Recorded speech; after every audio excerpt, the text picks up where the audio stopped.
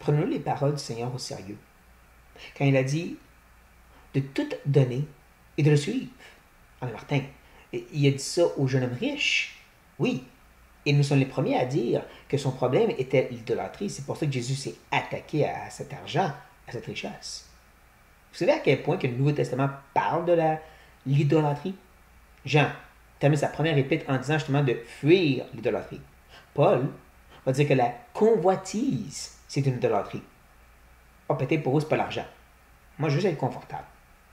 Un bon travail, une place où rester, c'est correct. J'ai une belle famille. Peut-être un enfant ou deux, ma femme. Je veux pas être en super santé, juste capable de fonctionner. Et si tu n'as rien de ces choses, on dit que Christ est tout pour nous. Et ça veut dire que toutes ces choses peuvent être enlevées et ça ne me dérange pas.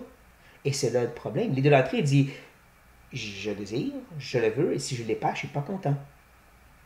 C'est pour ça qu'il faut avoir le courage de dire cherche mon cœur, Seigneur. Examine-moi, montre-moi où est-ce qu'il y a peut-être cette idolâtrie qui doit être enlevée pour te suivre. Ayons-nous le courage de dire justement, Seigneur, recherche mes entrailles. Montre-moi où sont ces idoles. Ça ne veut pas dire que ces choses sont mauvaises en soi, ou que le Seigneur va dire enlève-les.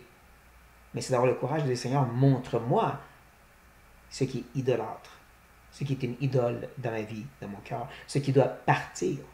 Dis-moi justement, comment c'est que jeune homme, débarrasse-toi de ça et suis-moi.